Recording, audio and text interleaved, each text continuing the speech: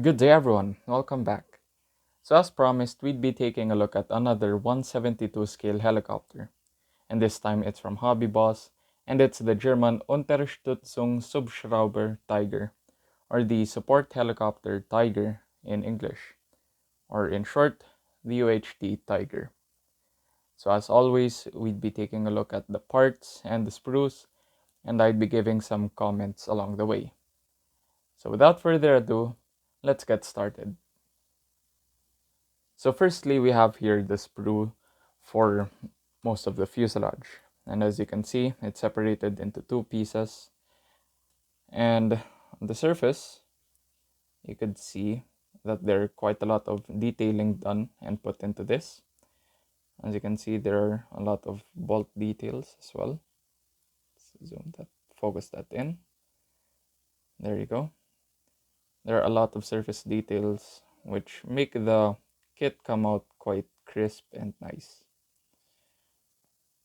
So aside from that, we have here the stub wings that go on the side of the Tiger UHT. And as you can see, there are more surface details there as well, which doesn't give it a dull look. Now going around here, we have parts for the cockpit. These are the instrument panels right here. And if I'm not mistaken, these are the anti-glare shields, if I got that term correct. Then also the windshield wiper.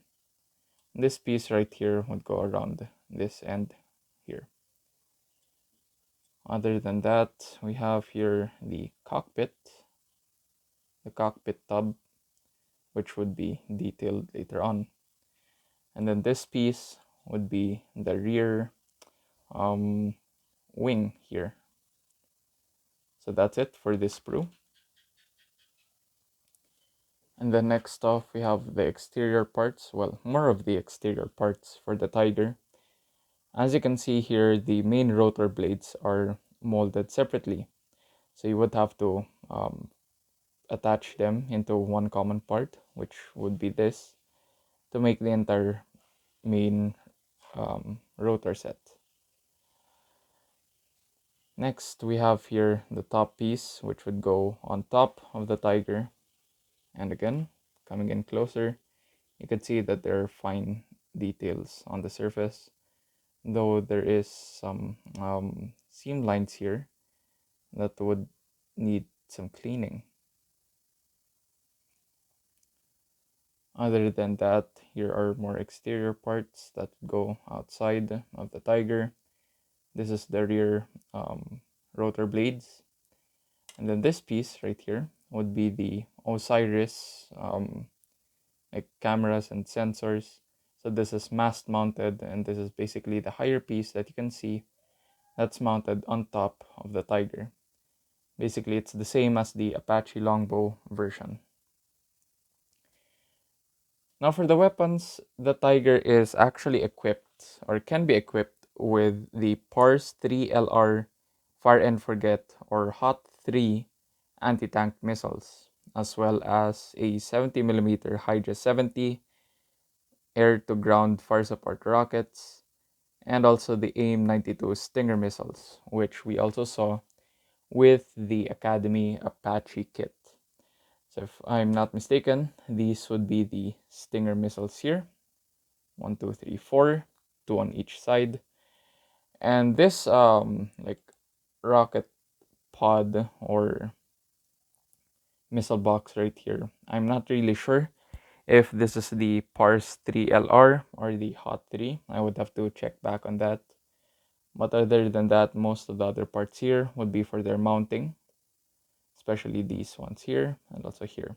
And then you have the landing gear for the helicopter in the front, and then also the tail. So yeah, that's mostly it. These other parts right here would go in the exterior and make up the upper half of the Tiger, especially around the engine area. Okay, so this one right here, as you can see, this is the canopy, which they wrapped in foam and kept packed separately, as you can see.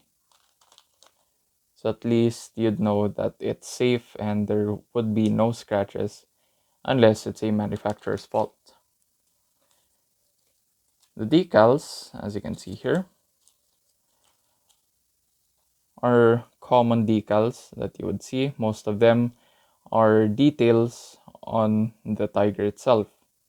And the only varying numbers would be this 74 and 08 and 9826. So these are the different tactical markings, but other than that, everything here is common. Next up, we have the color markings and also the main manual. So the manual is pretty simple, just 2 pages really.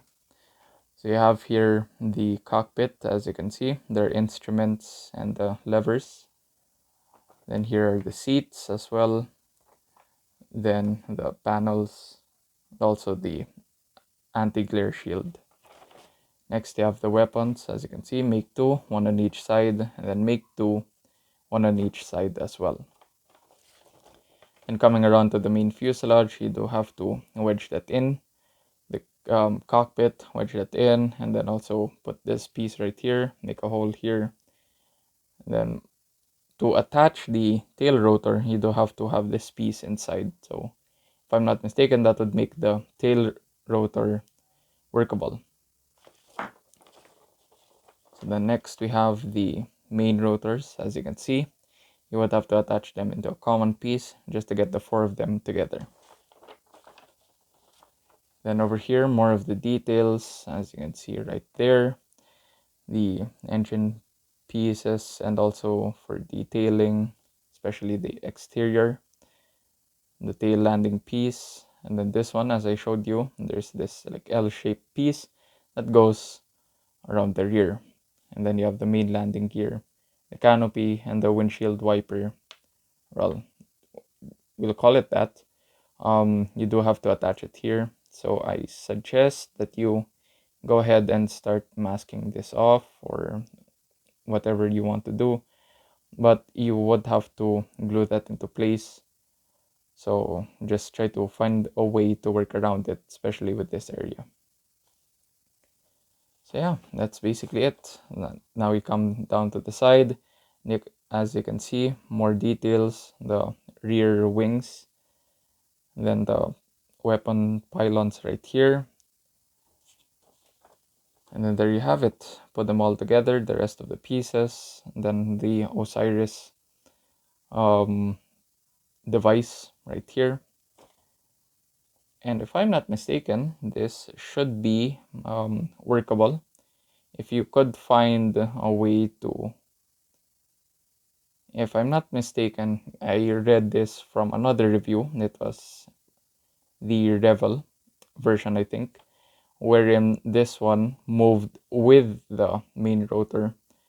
So the builder had to modify the attachment. But for this, I think you just have to wedge the main rotor blades in between. So this can move independently while this would either stay into place, or if not, you can try to do something to make this move independently as well. So the rear, you can just see the parts and the sprues. And then here's the color and markings. Now, as I said earlier, most of the decals that you could see are just common markings that you would see on the Tiger. And the only real difference would be the tactical markings, which is 7408.